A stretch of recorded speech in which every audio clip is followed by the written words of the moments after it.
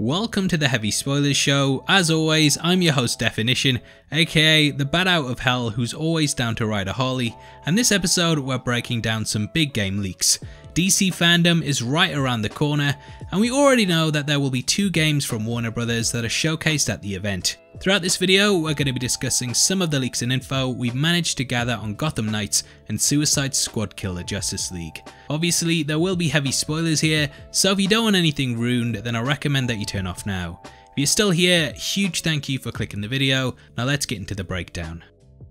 Okay, so on the 23rd of June, we broke the news that at DC Fandome, there would be a Suicide Squad and Gotham Knights game announced.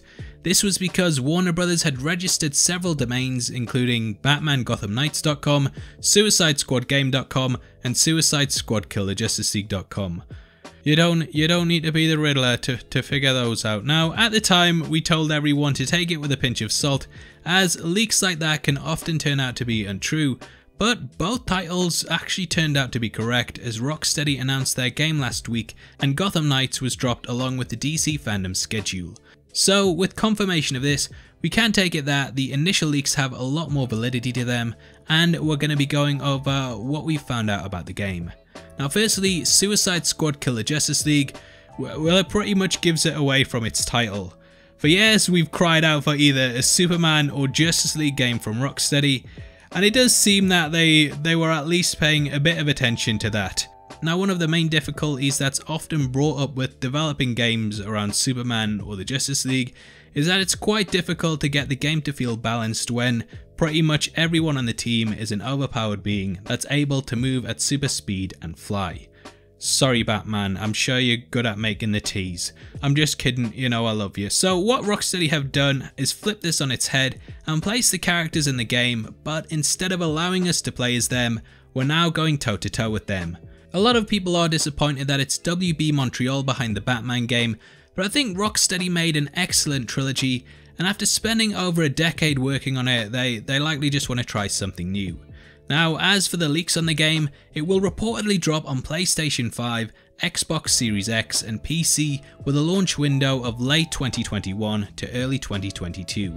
It will also tie into the Batman Arkham universe, and this will be the same squad that we saw teased at the end of Arkham Origins, as well as in the movie Assault on Arkham. So the continuity will be carried across, and thus the Batman that features in the game will too be linked to the one that's rumoured to appear in Gotham Knights.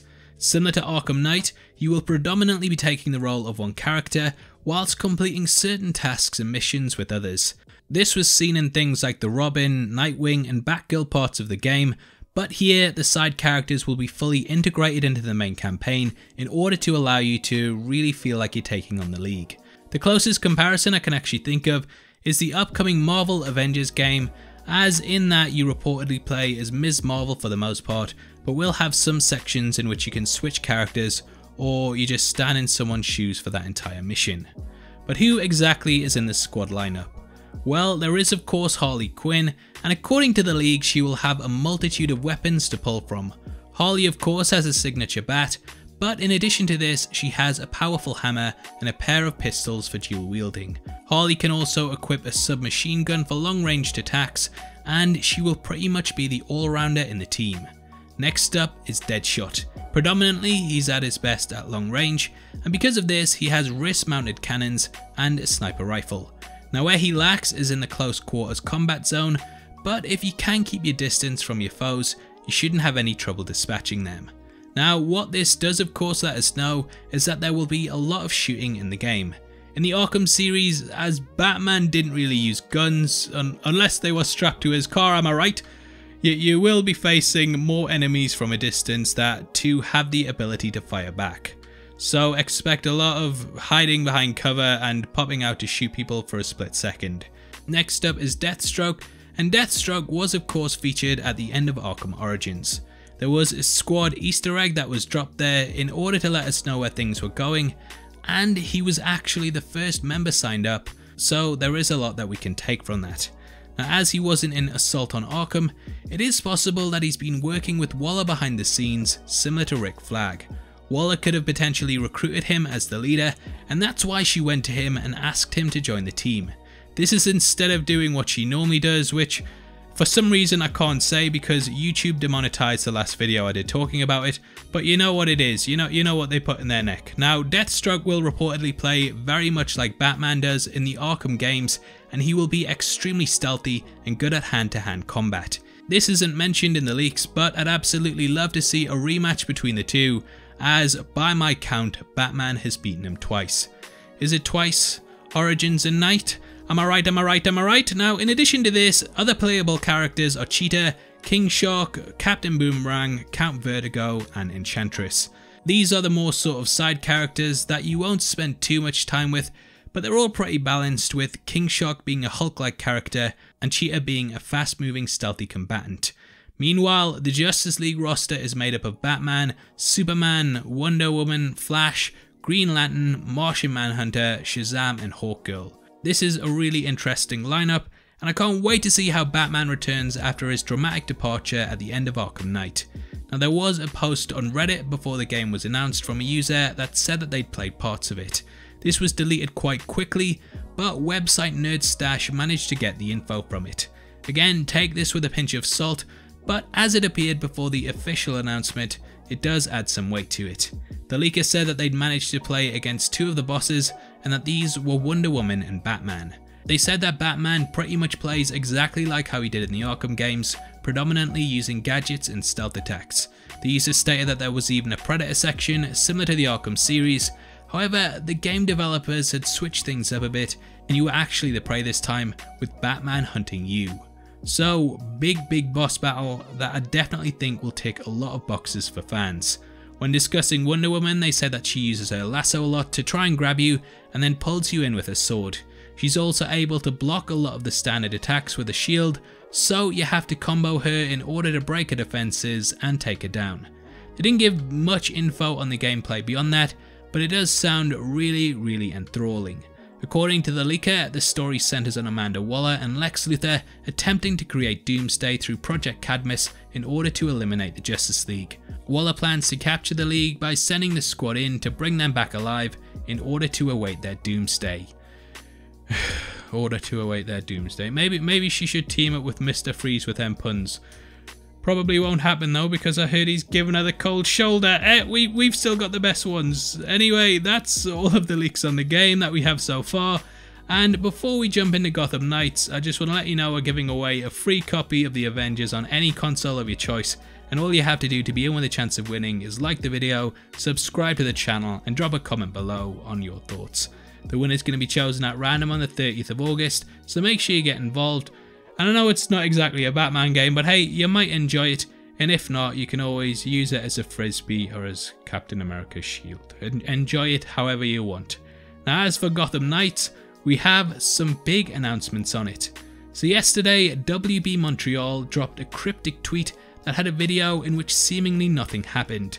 It was basically a circle and a line moving about a circular grid. However, there was a split-second image that appeared in it, which showed the symbol of an owl.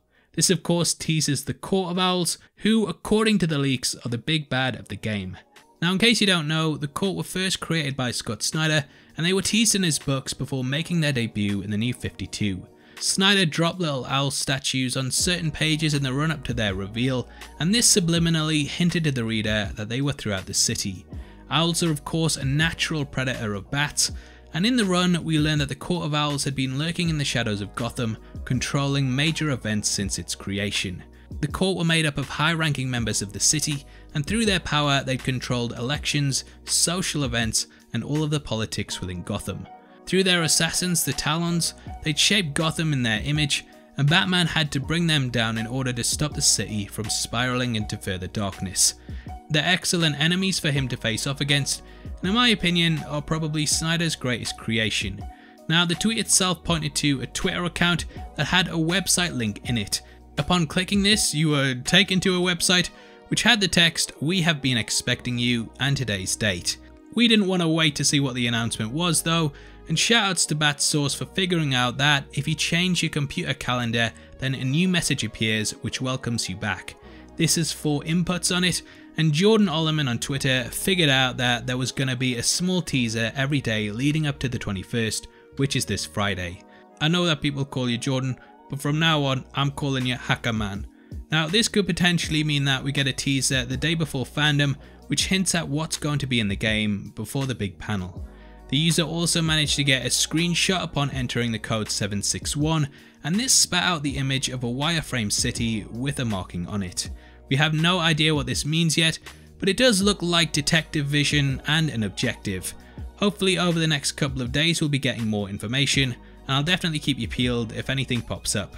Now according to the leaks on this story, we will actually be playing as the entire Bat family this time throughout the game. Similar to the Suicide Squad entry, we'll get a number of playable characters that will help to flesh out the story. In case you don't know, Gotham Knights is actually the title of a comic book run centered around the Bat family, and thus it makes sense for this game to tie into it too. Anyway, like I said, I'll try and keep you posted on the updates as we get them, but I hope you enjoyed our deep dive into it. Now obviously I'd love to hear your thoughts on the things we've seen and heard, so make sure you comment below and let me know. If you enjoyed this video then please drop a thumbs up, and make sure you check out our last DC video which goes over the new Steppenwolf look and more.